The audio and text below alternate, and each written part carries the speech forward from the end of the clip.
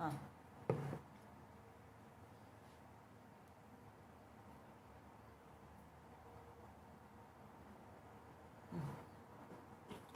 So this one, these two means this is higher priority, this has lower priority. Okay. So class 1's arrival rate is lambda 1, class 2 arrival rate is lambda 2, and there is a server whose average service time is T. And we saw that the average waiting time W1 is R1 over 1 minus rho 1, and W2 equals to R2 over R2 plus rho 1 W1 over 1 minus rho 1 minus rho 2. Okay. One important thing I missed is in this notation, if we have to draw more than 2 queues with priority arbitration, then we draw like this. So this is 1, this is 2, this has one has higher priority than 2. Then suppose there are, this is class 1, this is class 2. Suppose there is another class 3 which is lower priority than all of 1 and 2. Then we draw like this. So each arbiter has only 2 ports. Okay. And 2 ports, one port has higher priority, another. Each, what did you say? Arbiter. So this Okay. is called arbiter. Yeah. Here some arbitration is happening. Okay. Has 2 ports. One port has higher priority, and another port is lower priority. Okay. So since each arbiter has only 2 ports, so we cannot do 1, 2, 3, 4, 5, 6. So we draw like this. Okay. Who is defined these arbitration This is- to have only 2 ports? This is our own notation. No, like in general, does each arbitrator have only 2? No, it might not be, but we, for our convenience, we denoted like this. We will see why it is like that, or what makes it simpler. Okay, so this is just a side note. This will come in future. So this was in continuous time domain. Okay. Now, if you remember that we derived the expression of R as half lambda x bar square for single Q. Okay. Now, in continuous time, if you remember yesterday we discussed R1 equals to R2 equals to R. Now, since there are two different type of packets, so in this case the expression of R is R of half lambda 1 x1 bar square plus basically addition of 2R. Okay, in this case. Okay. Now we will see the same thing in discrete time domain. So in discrete time domain, first I will discuss the single queue system with single queue. Then we will go to the priority aware system. Okay. Likewise we did in continuous. So till here it's clear, right?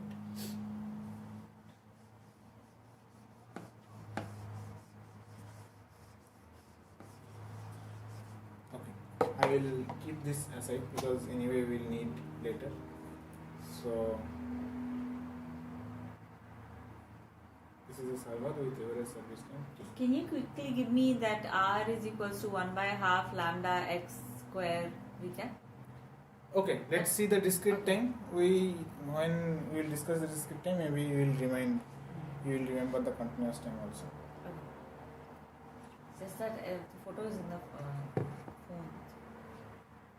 Okay, so in continuous time, for single queue system with single queue, there is not much difference in the derivation. So the only difference is, suppose one packet comes when the service time of the current packet which is being served is x1. Now in discrete time this decreases linearly but not in continuous fashion. It will decrease like this. Now this is x1, this is x1 minus 1 dot till 1 and then 0. Okay. What is x1 minus 1? So x1 is the service time of that packet. x1 minus 1, so this is x1. Now in next clock cycle. That minus 1 is also a subscript you're saying, no? No. x1 is a number. x1 minus 1, this is decreasing. Oh, okay, right? second. Okay. Yeah. So if at this time some packet comes, then it will see x1 minus 2. Okay. Now one important thing to note is, so suppose one in discrete time everything happens in clock edge. Okay.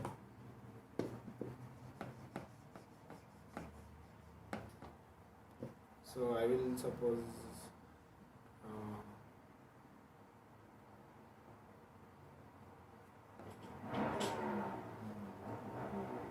okay. So this is first cycle, second cycle, third cycle, fourth cycle, fifth cycle, sixth cycle. Okay. Now suppose at the head of the queue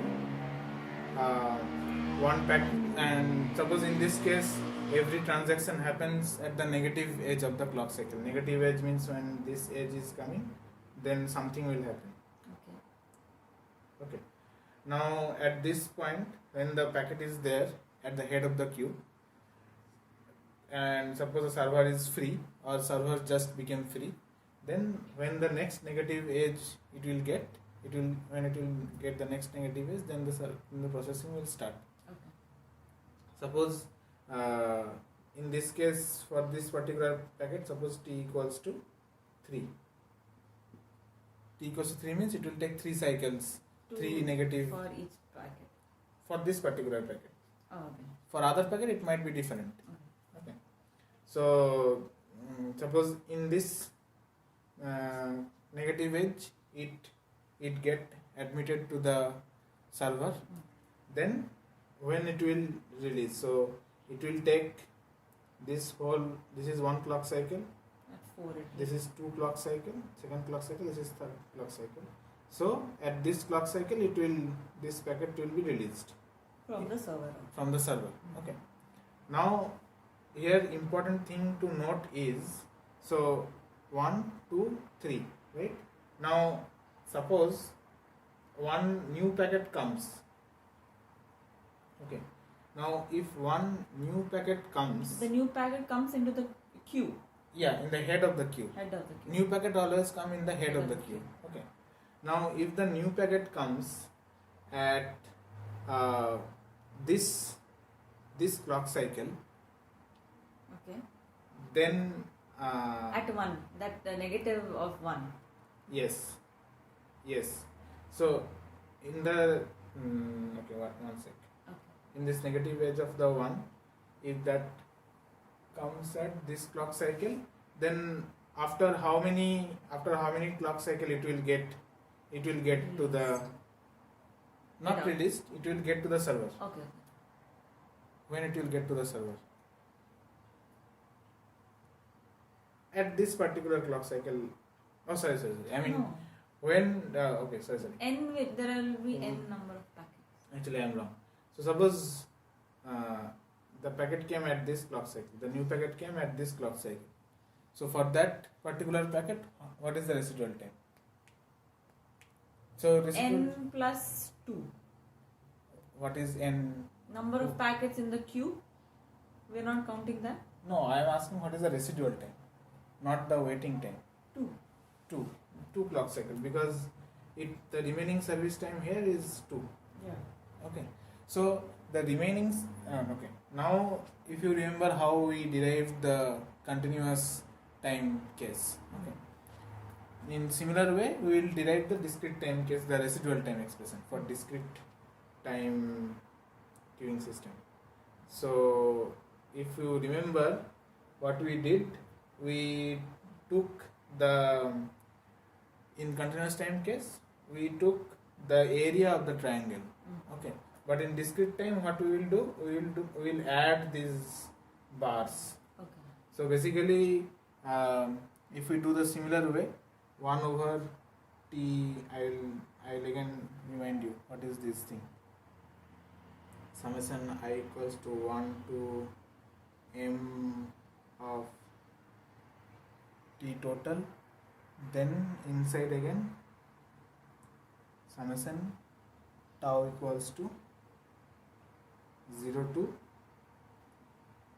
ti minus 1 of tau. So this inside part is the remaining service time. So how it is decreasing? So first it will become ti minus 1, ti minus 2, dot dot dot to 0. At one point the remaining service time will be 0. Okay. So this is for one packet, and this is for one packet, and we have to do the average for all packets. Okay. So all packets means for I equals to 1 to m of t total, where m of t total is the total number of packets which is coming in t total time. Okay. And so you mean to say, suppose there are n packet and then one additional comes. So I'm checking for all the m packets, the clock cycle for each. That thing, right? So in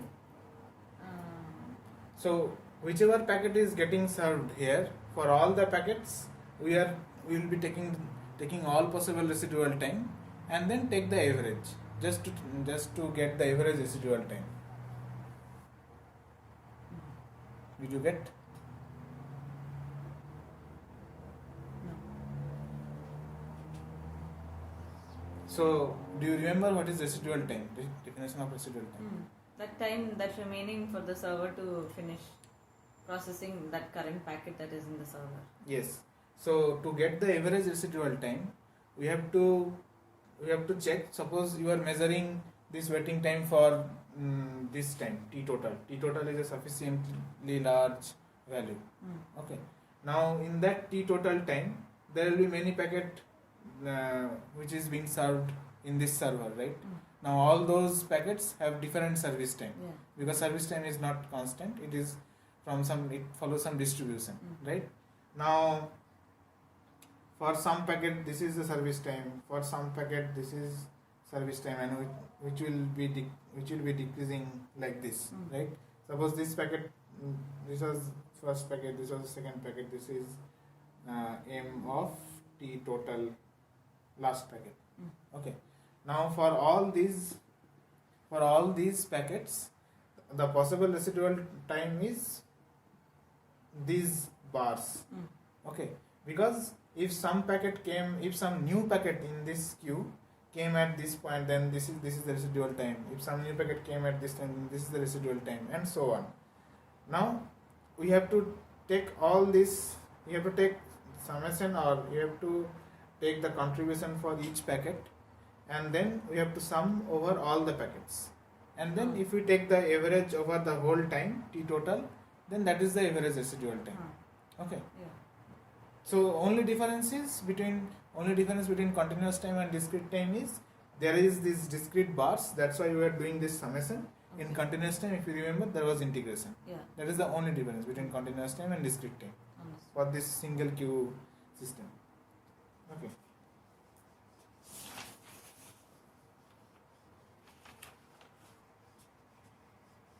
Now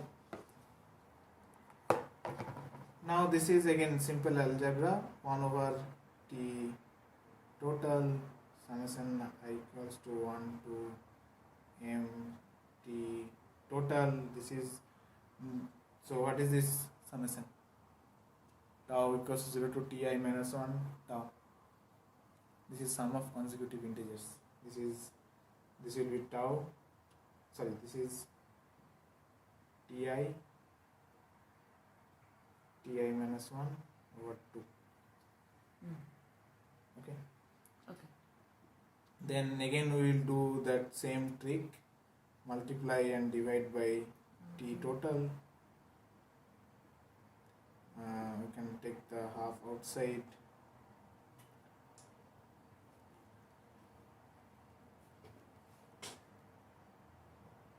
This is ti square minus ti over m of t total.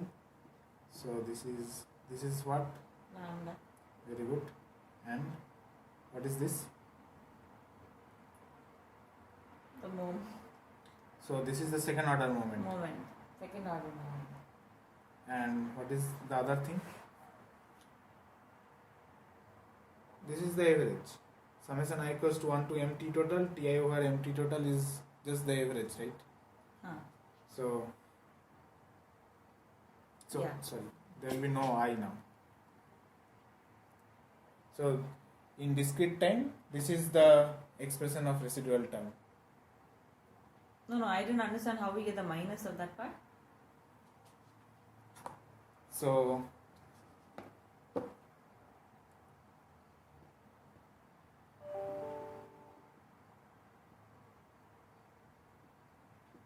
this is what? Average. Is this thing similar to this part? Yeah. That's a T bar. This is Oh, X bar. okay. Oh, understand. Oh, so that you're separating that minus Ti. Yeah.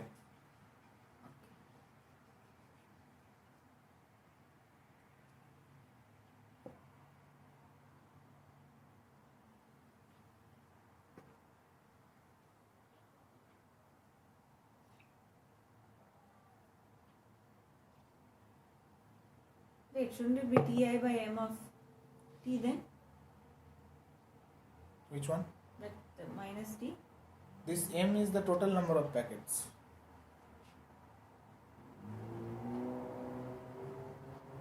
No, in the equation,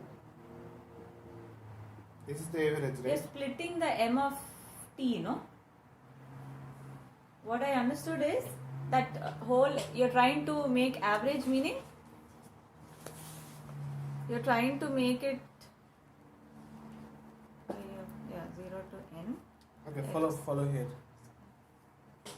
This part lambda, it's clear? Yeah, that part is clear.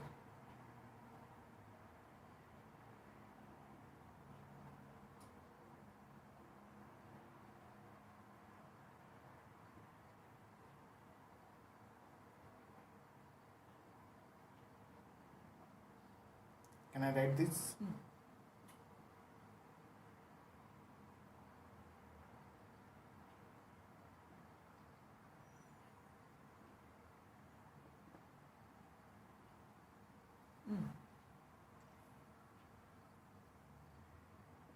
Now this MT total, we can take it outside, 1 over MT total. And that becomes this thing, T, the second order. And this is just the average, no? MT total is outside. Oh, okay. Oh, sorry, I didn't see the bar in the. Okay, sorry. So this is the expression in discrete time system. I will just mark.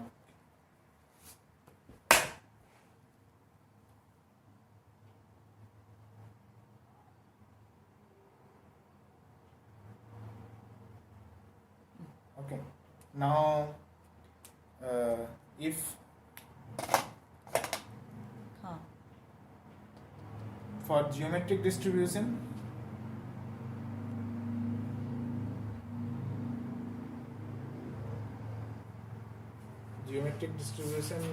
with mu equals to t, not mu equals to, with average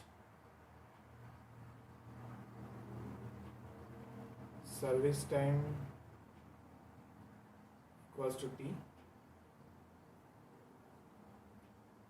t bar square equals to t square, and t bar is just t.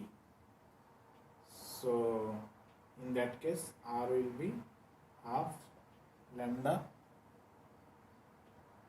t square minus t equals to half lambda t minus 1 half rho t minus 1 for geometric distribution. For geometric distribution, meaning when it is discrete, W, the weight average service time. W, which is the average service time. Where I wrote W? That below geo, what is that W? With average service time. Oh. By the way, this is with, this is without. I didn't see this one was part of the G, I thought. With average service time. equals to T. The second order moment is T square and average is definitely T. How or why? I don't understand. Check it. So just go for geometric distribution. What is the second order moment? What is the definition? What is the relation between the second order moment and first order moment? Check it. For geometric distribution.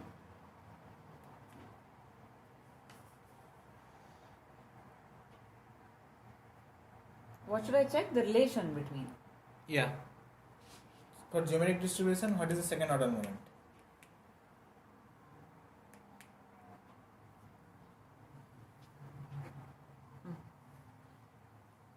This is clear, right? This is just the average. Which one? Which is clear? T bar is Huh. just the average. I just wrote with average service time T.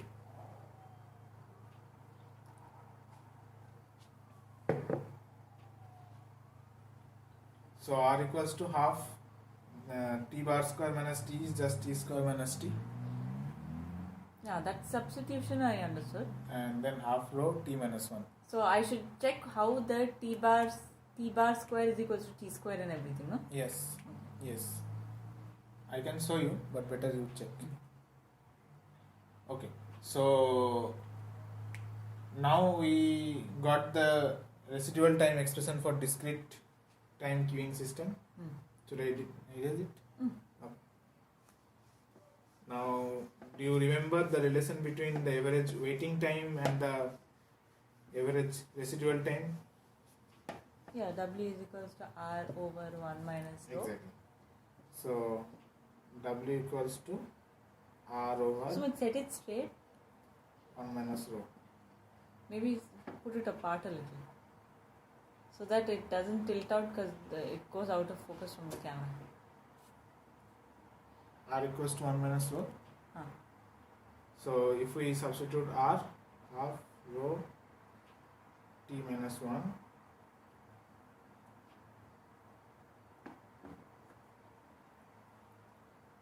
over 1 minus rho. Okay, now few things to note that now tell me when W, so what if the service time, average service time equals to 1? What happens? Wait time goes to 0. Yes, now does it? Average service time, okay. Huh. Now is this intuitive?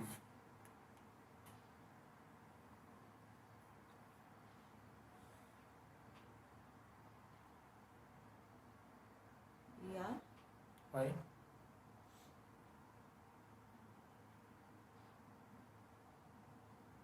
Okay, no. What does that one mean? 1 second, one packet at a time. One cycle. One cycle may it tries to finish one packet. Yes. That's what it means, no? Yes. Average service time means to process one packet or one Alright. customer, it takes one cycle. It takes one cycle, and so the wait time is 0, and then it never, like you said yesterday, it is an can I say saturated or whatever. No. Saturation happens when you are mixing. Infinity and this one. Yeah. Saturation happens when W is going to infinity and W is going to negative. But even in this case, if the wait time is 0, then if the Q will never change. Remember we had spoken that is not for this scenario. That was when rho is 1. When the arrival rate and service rate is same, you cannot determine the queue length. Yeah.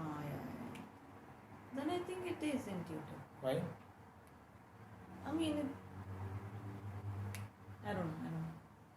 So average service time equals to 1. When you say average service time, here 1 is one cycle.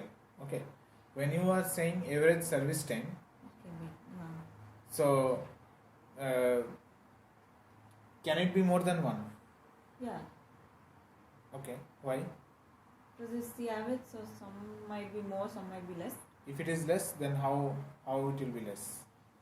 Or it can never be lesser than 1. Why? Because it always happens at the edge of. So since it is discrete time, there is no notion of service time of 0.2 cycle, 0.3 cycle. So the service time has to be at least 1. That means it cannot be more than 1. Then the service time is always. It can't be more than 1. Yeah, because if it cannot be less than 1, then it cannot be more than 1 also. Because on an average, you have to maintain service time of 1 cycle. That means it has to be always 1. Oh, okay. Okay. If it is always 1, then what is happening? One packet is coming. So suppose one new packet came, and since the server was empty, it will go. Okay, it will immediately go to the server, and in next clock cycle another packet will come. Also here we are assuming that at one clock cycle only one packet can come. That is the assumption. Now next clock cycle when another packet is coming, by that time this packet will be finished serving because the average because the service time is 1 cycle. That means the new packets will never wait. Repeat that again, please. So suppose one packet came, the server was empty. Suppose the packet came at nth clock cycle. Okay. Now the server was empty. It will go to the server. Okay. And the server will take 1 cycle. So it will leave the server at n plus 1th clock cycle. Now next packet will come at n plus 1th clock cycle only. And it jumps into the server. It will just jump into the server. And this process will go on. So the packets will never wait in the queue. That's because we are assuming that it comes every 1 month cycle, no? The packets are also. At max, it will come every 1 month cycle. It cannot, or more than one packet will not come in 1 cycle. Okay. At least in this case, we will see later what happens if in 1 cycle more than one packet comes. Those things we will see. So that means if t equals to 1, then w equals to 0. Now this whole derivation we did assuming that input distribution is geometric, the service time distribution is also geometric. Okay. This is geo/1 queuing system. Geo means geometric distribution. You can check what does geometric distribution means. Okay. So this thing is clear.